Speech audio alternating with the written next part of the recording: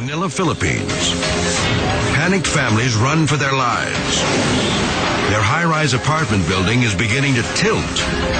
An urgent evacuation is underway when suddenly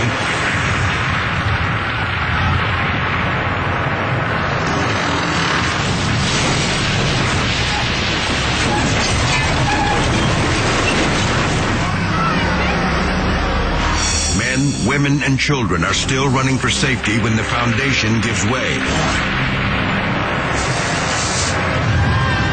The building rips through power lines, threatening to ignite the entire neighborhood.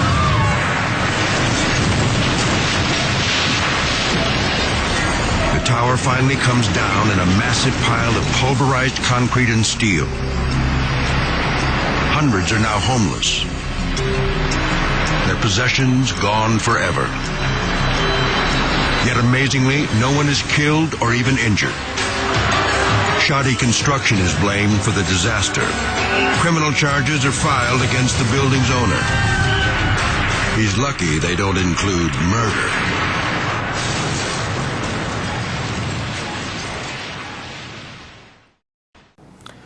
Muito bem. Desde o jardim da infância até a pós-graduação na COP, na Ilha do Fundão, no Rio de Janeiro, eu estudei em escolas públicas. E lá na COP eu tive a imensa satisfação de ser aluno dos melhores engenheiros do país, tais como o professor Fernando Luiz Lobo Carneiro, professor Dirceu Veloso, professor Jacques Medina e Osiac. E de lá para cá, sou professor da Universidade de Brasília por 44 anos e 10 anos na Faculdade de Engenharia IESPLAN. Nesse meio tempo, eu montei uma empresa e sou hoje responsável por perto de 12 mil serviços e contratos. Eu me senti então na obrigação de cristão e de cidadão de devolver toda a experiência que eu tive, prática com o pé na teoria, para aqueles que vão projetar ou executar fundações. Por isso, eu procurei escrever esse livro, começado a ser editado na COP em 1986, de fundações, que procura abranger todos os tipos de fundações. Está dirigido exatamente para os projetistas e os executores de fundações. Nos capítulos 3, 6 e 9, eu apresento passo a passo métodos e exemplos de cálculo de sapata, de estacas de todos os tipos de tubulões por métodos utilizados pelos melhores escritórios de engenharia do Brasil, que são os métodos semi-empíricos e estatísticos, baseados unicamente no tipo do solo, no SPT e algumas comparações já com provas de carga. Muito bem, esse livro é um livro muito grande, de 900 e poucas páginas, e precisa de uma revisão constante. Portanto, normalmente as tiragens já saem esgotadas, mas aqueles que quiserem, basta entrar na nossa lista de espera através do e-mail infrasoloengenharia@gmail.com. Em seguida, na COP, eu publiquei o primeiro livro de sondagens do país, apadrinhado pelo professor Jacques de Medina. Também tem tiragens esgotadas, mas a cada 30, 40 dias tem uma nova tiragem. E da mesma forma, se tiver interessado, basta mandar um e-mail para infrasoloengenharia@gmail.com. E atendendo uma série de pedidos, eu estou, na medida do possível, escrevendo um livro sobre problemas de edificações, patologia e reforço de fundações e de estruturas. Quero crer que até dezembro de 2017, as primeiras tiragens, os primeiros exemplares estarão disponíveis, que pode ser adquirido pelo mesmo e-mail.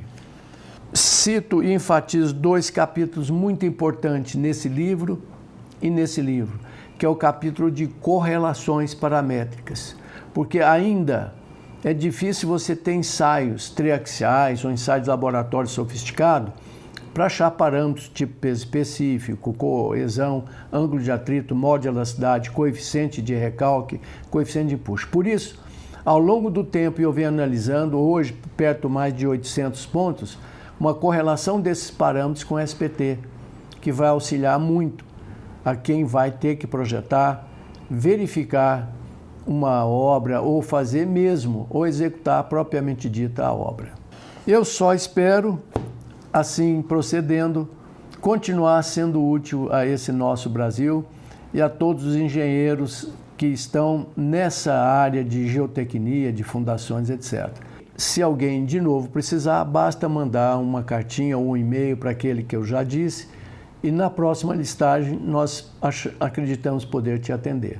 E da mesma forma estou esperando receber deles sugestões, críticas ou elogios.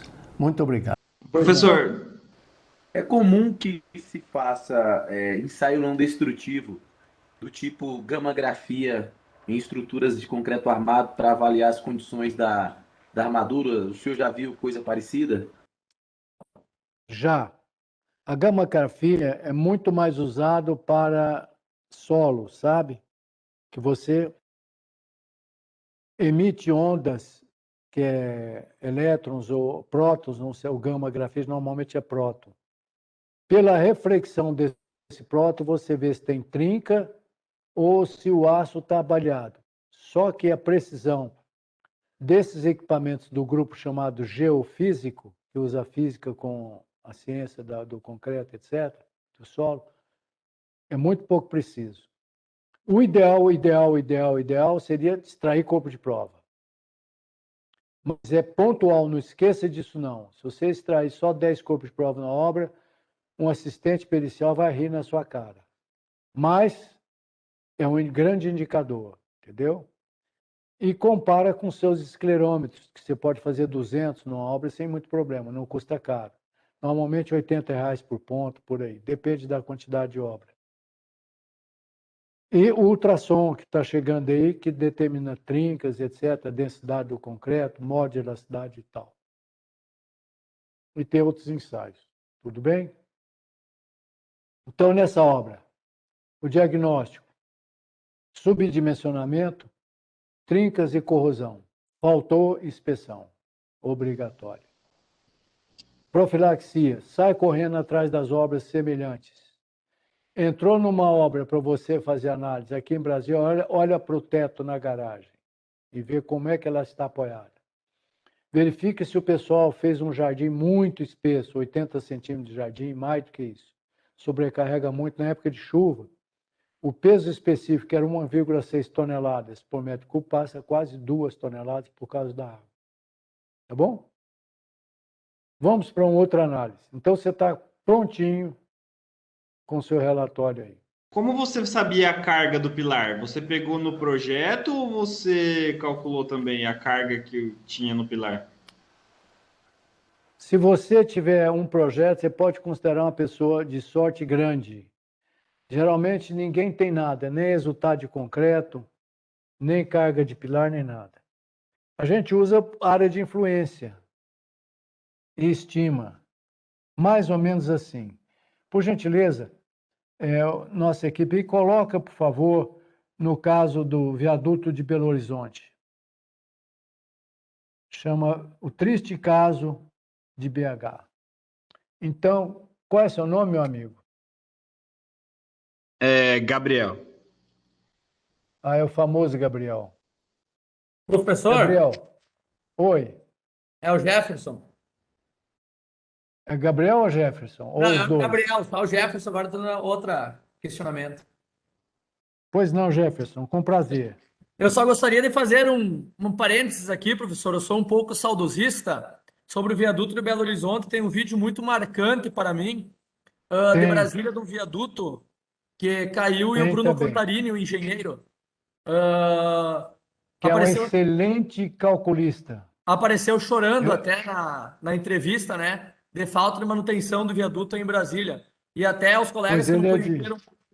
que não conheceram ele faleceu semana passada. Bruno O Contarini. Bruno, que pena. Quando ele esteve em Brasília, eu estive com ele. Mas eu, para te ser franco, acho que o diagnóstico faltou uma coisinha, sabe? Eu acho que o diagnóstico foi corrosão por tração nas barras de tirante. Disseram que era cisalhamento, que também é. Mas a causa principal de mortes segundo a minha experiência, foi tração. Corroeu, tracionou, arrebentou, porque era em balanço. O viaduto, muito comum, ele tem um pilar assim, em T.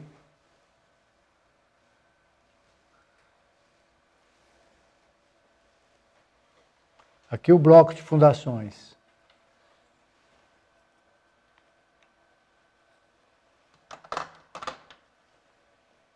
Aqui em cima a laje.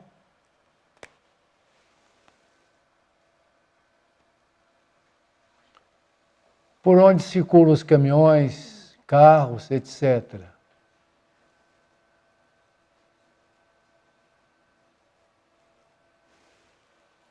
Muito bem. Para combater esse momento, meus amigos, é torque. O que é o torque? Força vezes braço. Então, se eu tenho uma carga aqui de 30 toneladas, eu for restrita a 10 toneladas, vezes o braço, dá um momento. Momento derruba a obra, momento é causador de manifestação patológica. Eu acabei de falar na aula de hoje. Momento? Não. O que o momento produz, que é muito ruim? Tração. Tração. Então, se isso aqui receber uma carga e enfraquecer, der umas tensões, aonde está o problema aqui?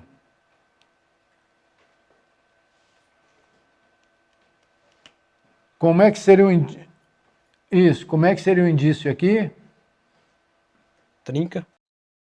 Aonde? Muito bem. Aonde? Superior. Na parte inferior. Superior. Na face tá contraditória. Qual a face? A minha superior. Superior. Então, as tensões geram fissuras aqui. O que aconteceu? Nunca teve manutenção. E essas outras vigas que vêm aqui assim, elas são apoiadas. Lógico, não pode prender todas as trincas. Então, ela tinha uma trinca apoiada.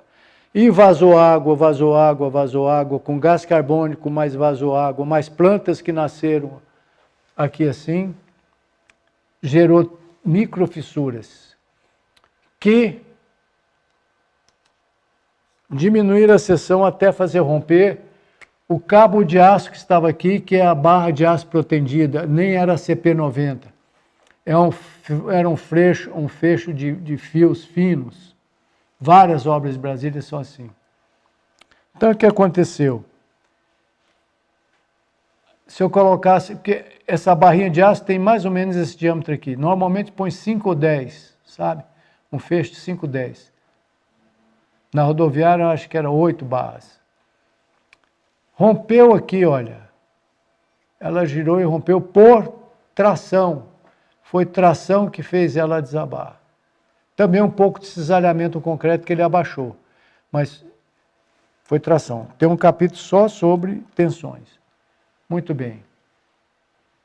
E o Bruno Contarino, que é um grande calculista, chorou de ver a obra dele mal usada, não morreu ninguém, apesar de ser na hora do almoço, ter automóvel estacionado aqui embaixo.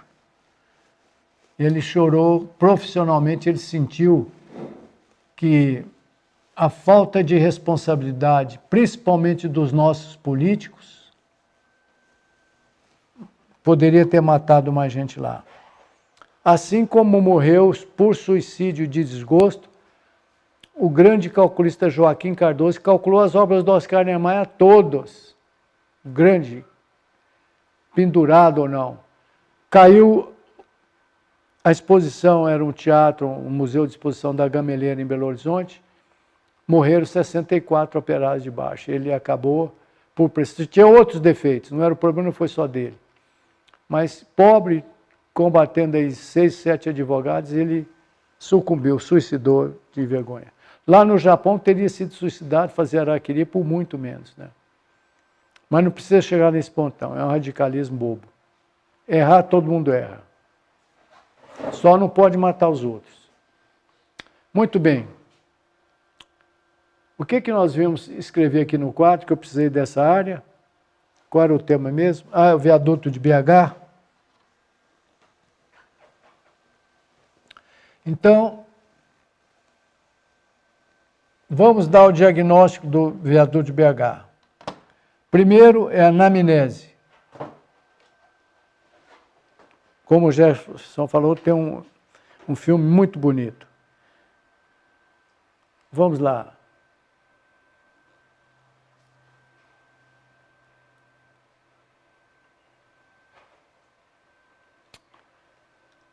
Pensaram-se inicialmente que era recalque, mas afundou 14 metros de uma vez, geralmente não é recalque.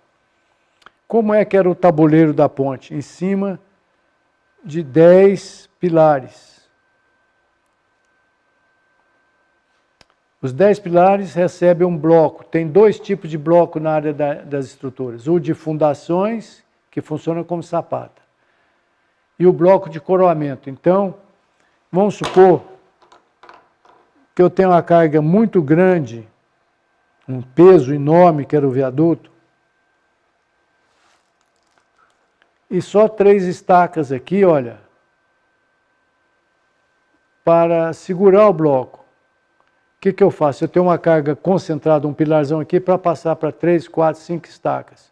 Eu faço um bloco de concreto, cuja função, quando é bloco de coroamento, é ter rigidez suficiente para passar cargas iguais para todas as fundações. Então, eu faço um bloco alto, ponho uma carga aqui para pegar muitas estacas, ela passa a carga igual para todas elas. Se no lugar de bloco for uma viga, ou seja, um bloco baixo, quando eu aplico uma carga aqui, ele flete. Alguém, quando flete, o que acontece com as fundações? Então, se o bloco for baixinho, a hora que eu boto uma carga aqui, olha, ele flete. O bloco, por concepção, ele tem que ser alto. Eu coloco a carga aqui, ele não flete. Ele distribui para as estacas que estão aqui embaixo a mesma força. Esse é o bloco de coroamento que quase nunca dá problema. Nesses já centenas de obras que eu examino, só 3 casos era de bloco, um deles era esse daí. Então, alguém não me respondeu. Quando no lugar de bloco alto rígido, esse bloco tinha que ter uns 3 metros de altura, blocão de concreto maciço. Ele é rebaixado, ele flete. O que acontece então? Sobrecarrega uma das fundações. Pois é, as que estão aqui embaixo ficam sobrecarregadas. Ele passa a carga para as que estão embaixo. Se por acaso essa recalcar ou quebrar, aí vira uma bola de neve, porque ele vai quebrando todos, porque tinha 12 estacas, quebrou 2, a carga que era de 700 toneladas passa para 1.000, etc. E foi o que aconteceu lá. Então, anamnese. Bloco recém-construído,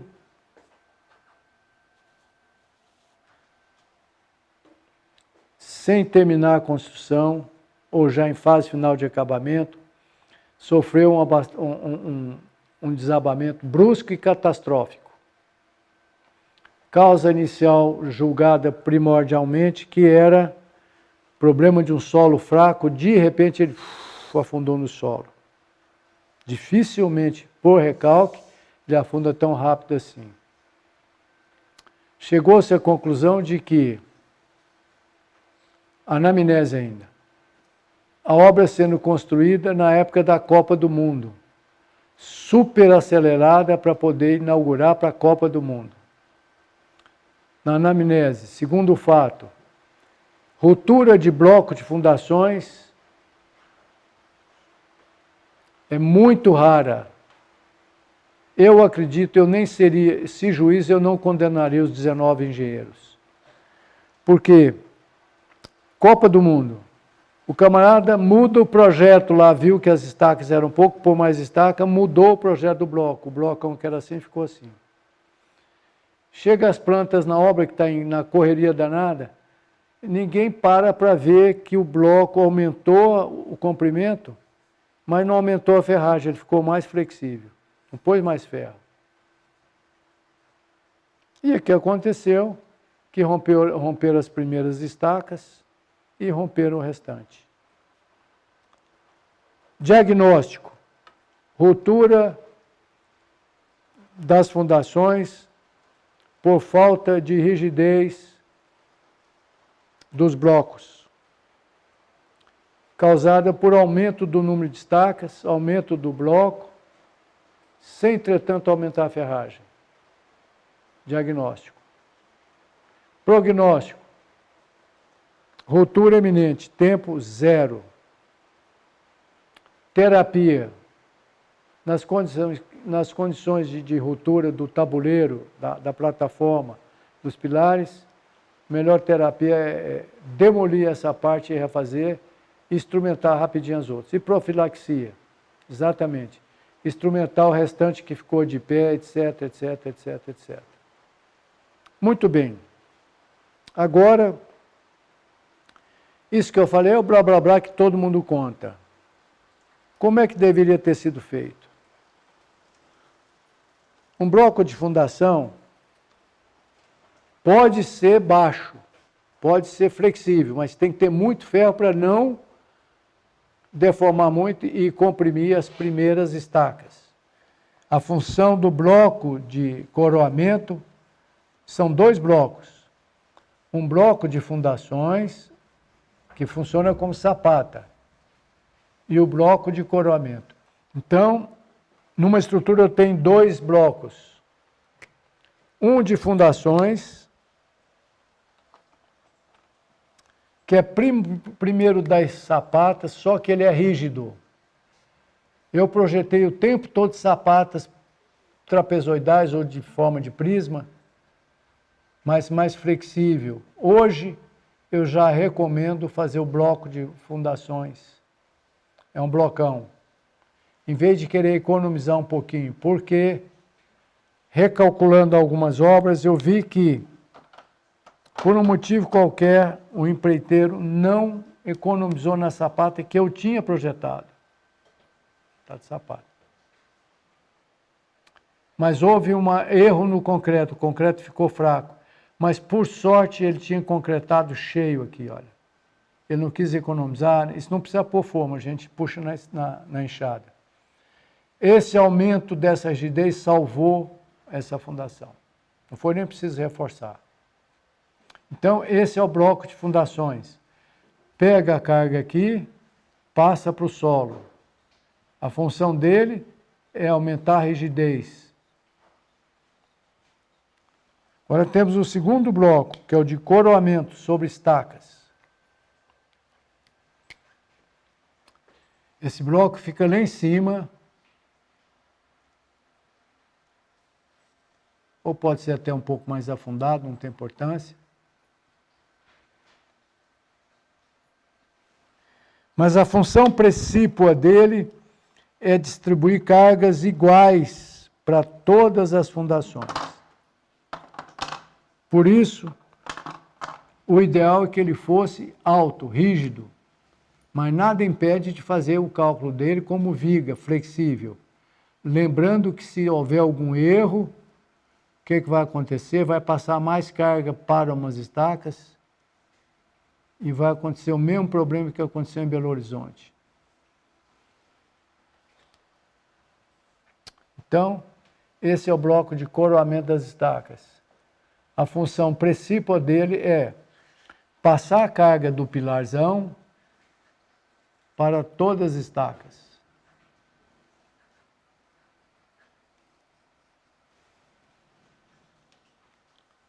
Muito bem. O que esse bloco precisa ter para ser considerado rígido?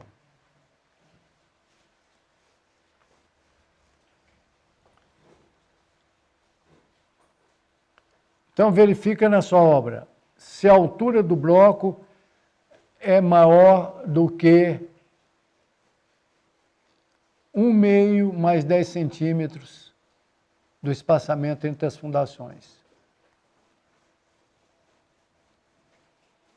Um bloco com tantas estacas assim deve ser calculado por programas de computador tipo TQS, EBERIC, etc.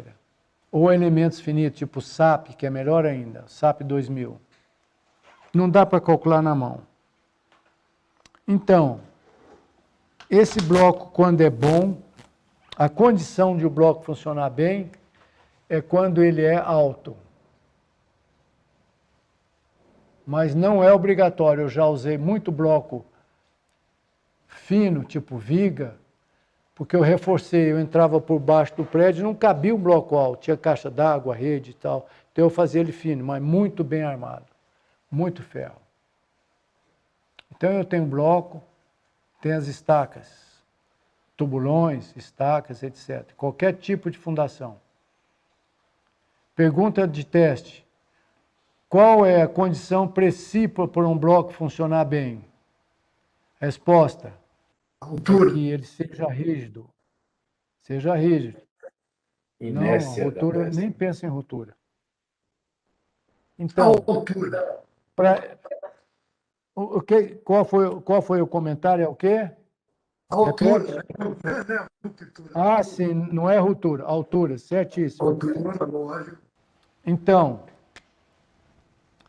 a altura de um bloco, para ele funcionar como deve,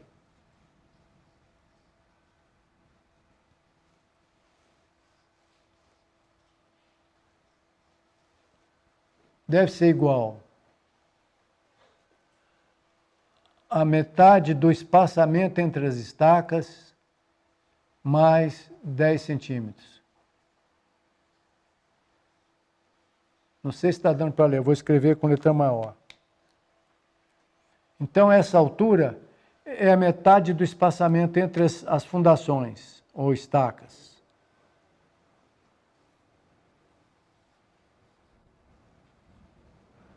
Então, se eu tenho um espaçamento de 1 metro, para o bloco funcionar como peça rígida, 60. eu vou ter que ter, exatamente, alguém já falou, o espaçamento sobre 2, mais 60 de altura. Pode ser menos. Isso depende um pouco do calculista, mas sempre que puder, bloco alto. Até nem às vezes nem precisa de tanto, mas não deixa um bloco baixo que ele vai fletir. Se fletir, você tem que caprichar na ferragem. Muito bem. Que espaçamento é esse? Esse espaçamento depende do tipo de estaca. Se a fundação é cravada, tipo estaca pré-moldada, estaca raiz,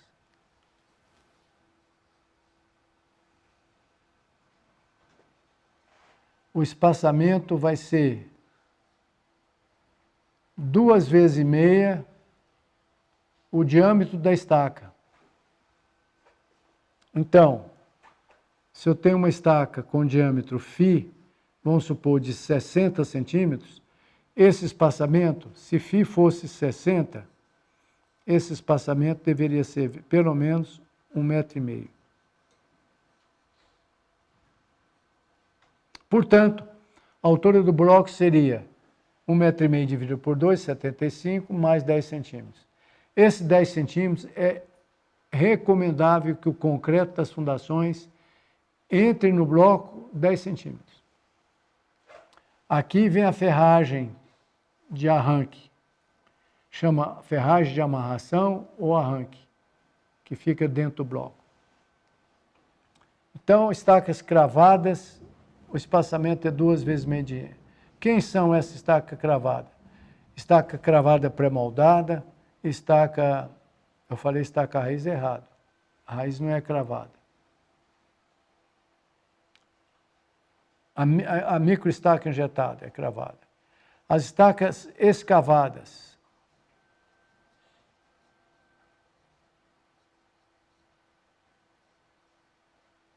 Quase todas. Hélice contínua, Strauss,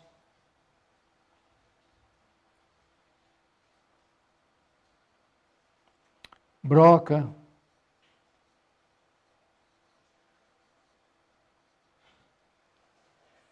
lembrem-se que eu recebi um um prêmio pela Secretaria de Desenvolvimento daqui, executando estacas brocas com solo e cimento, sem água, só com água e solo e cimento, sem brita e sem areia. As estacas rotativas de caminhão,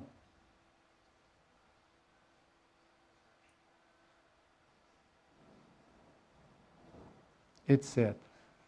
Nas cravadas, o espaçamento entre elas pode ser 3 vezes o diâmetro.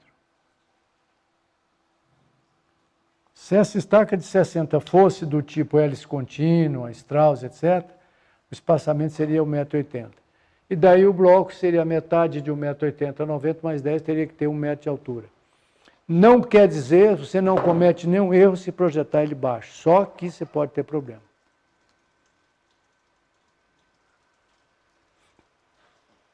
Dúvidas?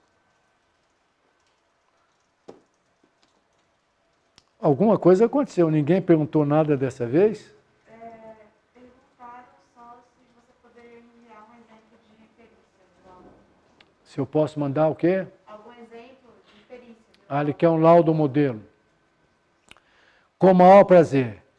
Como eu vou ter uma aula só sobre inspeção e laudo, quando você estiver bem maduro, eu te mando sem problema nenhum, um modelito de laudo completo, sabe? Tem muitos modelos, mas esse pega e belisca e diz por quê, entendeu? Exatamente por isso. Por que que caiu? Porque sei que lá aumentaram o destaque. Não, por isso, porque ele deixou de ser. E por que que essa altura é importante? Porque ele funciona como treliça. Treliça tem a propriedade de pegar uma carga e passar para as outras duas assim ver. Entendeu? Então ela comprime melhor, trabalha melhor. Então o bloco baixo não forma treliça, ou se forma é como viga, treliça baixinha. É como se lá dentro do concreto, quando recebesse uma carga de um pilar, ele cria aqui uma espécie de pilaretes de concreto, sabe? Uma treliça de concreto, assim, ó. Que passa a carga para as estacas.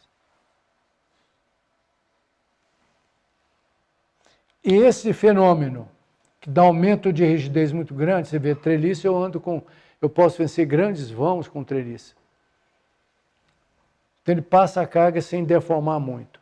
É a condição básica. Se não, pode ser baixo, mas lembra disso. Você está correndo risco.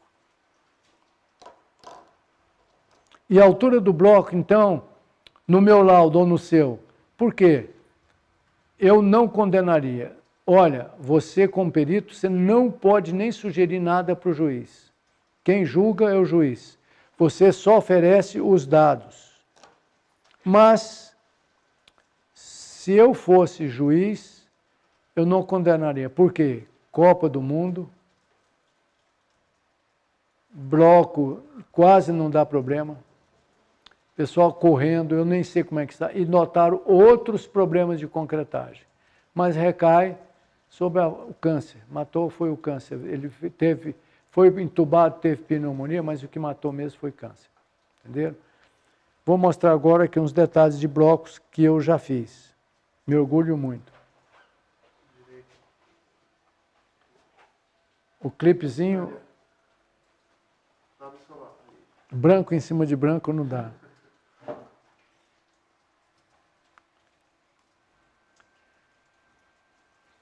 Tem outra coisa que eu não posso esquecer de falar para vocês, que é o concretar coisa em terreno sem forma de madeira.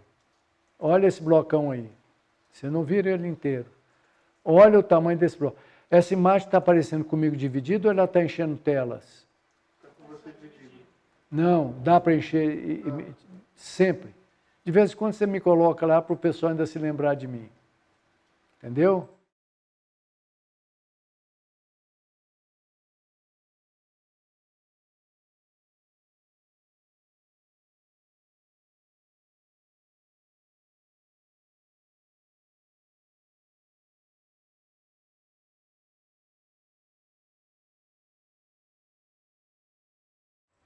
E cadê a forma? O professor de crânio não usa forma.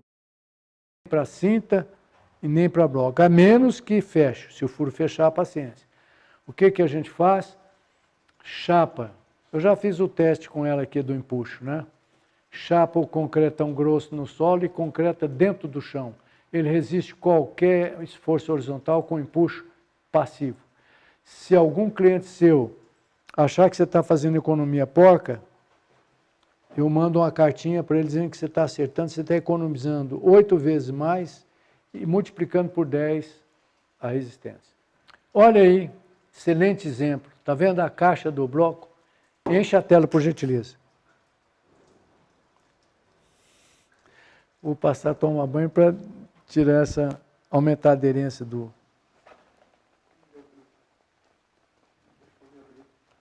Mas deve ser encaixado. Eu sou especialista em arrombamento e encaixamento de coisa, mas encaixa para mim. Está vendo aí? Só chapisquei a parede e tem um bloco super longo. Por quê? Porque tem um esforço horizontal de vento muito grande nesse prédio. Então eu fiz um bloco enfileirado assim, para resistir, usando o empuxo passivo à parede e o próprio tubulão.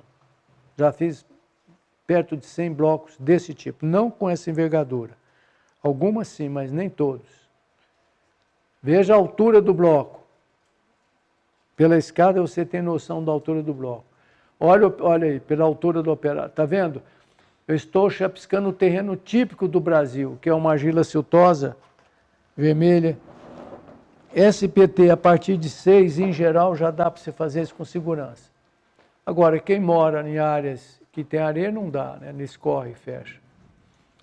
Observem também, é uma recomendação, que tem um protetor de barras. Quando você vai fazer alguma coisa escavada, põe aquele chapeuzinho nas armações.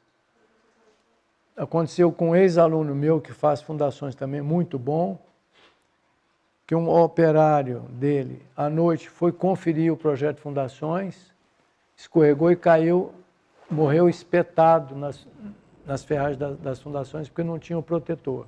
Se alguém precisar justificar para um fiscal que você não está fazendo economia porca, escreve para mim, eu mando uma cartinha, explico para o jornal, manda essas fotos para ele. Essa ainda é a mesma foto do viaduto, está vendo como ele fica inaproveitável? Morreram 2 pessoas aí. Olha aí. Pois não, pode ser. Qual é? Qual o espaçamento de estaca em blocos grandes ou radier estaqueado? Muito bem. Esqueceu de botar o CPF da pessoa que está ligando, né? Fábio. Fábio é o seguinte, em blocos grandes, a teoria é exatamente a mesma. Entendeu? Só que ele é um pouco mais chato de calcular por causa da inclinação das chamadas bielas de concreto. É como se você tirasse todo o miolo do concreto e ficasse só as bielas, sabe? Entendeu? Então, em blocos, é a mesma coisa. Agora, em radier, o que é o radier? É uma fundação estreita, bem ampla. Se ela pegar... Muito obrigado. Você passou cola? Se for super bonde, vai sair com minha orelha junto. Então, radier é uma peça longa, é um plano, a fundação plana. Quando mais de 70% da área do prédio fica coberto por sapatas individuais, né, que você faz a sapatinha, é melhor fazer o radier, é mais econômico. Como o radier tem grande área, ele passa lei fundamental da mecânica, da engenharia. Força igual a pressão vezes área. Como ele tem grande área, diminui a pressão. Então o radier pode ser usado em solos mais fracos. Agora, o espaçamento correto, você deveria calcular a espessura do radier, que geralmente tem 17 centímetros, quando é para casinhas, prédio pequeno. E verificar qual é o ponto que ele pode deformar mais. Como ele é fino, ele é bastante elástico. Onde ele deforma mais, você põe uma estaquinha embaixo. Mas, Quer uma observação profissional? 3 vezes o diâmetro. Como você vai fazer estaquinha de 30 centímetros de diâmetro, é melhor fazer com espaçamento entre eles de 3 vezes 90 ou entre este de 1,20 m. Faz um tabuleiro de pirulitos. Tá bom. Entenderam? Nós ainda vamos analisar, mas talvez hoje não, mais 2 obras complicadas. Então, você já fez o seu laudo para 2 obras que nós vimos aqui. Então, o radier pode ser utilizado estaquinha de solo e cimento. Querendo, depois eu falo mais nela. E se alguém precisar, eu mando o rascunhão do meu livro que eu estou escrevendo. Já executei perto de 12.000 estacas dessa. Não usei concreto, eu só melhorei o terreno com estaquinhas de solo e cimento. Estaquinhas de 30 centímetros furadas na mão. A máquina, estraga a máquina, porque ela tem que dar contratorque para jogar a argila fora. Então é melhor furar na mão e dar emprego para muita gente. 6, 7 metros, no traço 1:7. Uma lata de cimento e 7 de areia ou de solo, funciona bem, molha, joga sem vibrar, sem compactar. Excelente para radier, distribui a carga, tá bom? Muito bem, é mais ou menos isso aí. Vamos prosseguir. Muito bem, está entrando em moda a análise do risco humano na área de engenharia. Depois dos desabamentos que houveram aí, estão trabalhando mais nisso. Nós temos 2 tipos de risco, de engenharia e o risco humano, de vidas. Isso tem mais detalhes e tal, mas é importante para você saber. Num laudo você pode, de novo, classificar o risco em função das perdas. Por exemplo, catastróficas, grande perda significativa vidas, grande perda significativa de vida e propriedade, etc. Isso ilustra o seu laudo, sabe? E o melhor livro que eu conheço sobre esse assunto é de um ex-aluno meu, brilhante, chamado André Assis, é doutor, foi presidente da Associação Internacional de Túneis e Barragens. É ótimo, me orgulho muito de ter sido aluno desse rapaz. Muito bem, está aqui uma sugestão do período que você deve investigar uma obra. Por exemplo, não é lei essa tabela. Lembra que eu mostrei a tabela do Ceará? É diferente dessa. Por exemplo, se você tiver condições ambientais da segunda linha de carregamento, você pode fazer uma inspeção rotineira, se a condição for muito severa, 2 anos, ou uma extensiva. Então, alterna entre rotineira e extensiva. A cada 2 anos você vai lá e faz. Aquela sugestão lá de Fortaleza não leva nada em conta. Se a obra tem mais de 50 anos, a cada 2 anos você tem que fazer, ou anualmente. Todo ano tem que fazer um laudo e registrar. Resolveu todo o problema sem muita discussão. Há um novo conceito entrando no mercado. Em vez de ficar preocupado com o fator de segurança, agora nós estamos preocupados com a margem de segurança. Ou seja, você tem um concreto que você divide por 1,4, eu quero saber qual é a margem de segurança que eu tenho se eu cometer um erro. Isso eu preciso desenvolver bem rapidinho. Sabe por quê? Porque dependendo da margem de segurança, como é o caso daquele... No caso da 210, alguém me responde, eu tinha alguma margem de segurança? Eu tinha fator de segurança, que era 1,4 para o concreto e 1,15 para o aço. Mas eu tinha margem de segurança? Não. Daquelas lá? Não, era 0. Essa é que me interessa, entendeu? Então eu tenho que pensar na margem de segurança, que é a resistência menos o carregamento. Tem que ser maior do que 0. Eu acho pouco, mas taludes, que é essa inclinação que escorre, barragens, escavação de subsolos e terra, coeficiente de segurança só 1,5. Eu acho baixo demais. Qualquer erro, você come o seu coeficiente de segurança. Só 1,5, ou seja, se eu preciso de uma inclinação de 45 graus, então agora eu vou ter uma inclinação 1,5 vezes maior. Em compensação, em fundações, eu posso ter coeficiente de segurança 3 ou 2. Cada dia que eu tiver mais segurança e mais ensaio, eu vou reduzindo o coeficiente de segurança. Quando a obra é uma obra mais importante, tipo barragem, faço análise mais probabilística do que determinística. Determinista é o seguinte, eu pego a obra inteira e vejo o caso particular. Eu não vejo o espectro geral da obra. Quando é probabilística, eu dou uma varrida geral na obra, eu analiso todos os cenários. É mais bem visto judicialmente. É como os ensaios. Se fizer 10 esclerômetros, deterministicamente pode não resolver nada. Entenderam? Está aqui, todo mundo que estuda estatística sabe, né? A frequência, a curva de frequência, você estabelece o desvio padrão, etc. E na aula que vem, nós vamos falar sobre o temido código de obras de um rei chamado Hammurabi. Era um terror, chega a ser cômico, tá bom? Muito obrigado pela participação, adorei as perguntas novamente. Até segunda-feira, quando nós teremos a nossa terceira aula. Vamos começar pelo Código de Hammurabi. Quarta aula, eu tenho aqui um assistente que não me deixa errar. Quarta aula, vamos começar pelo temido Código de Hammurabi para dar um susto em todo mundo. Tá bom? Depois, a regra da meretriz, que é um grande trunfo, que eu uso há muitos anos, está difundido, é muito bom. Não te deixa fazer besteira no laudo de inspeção.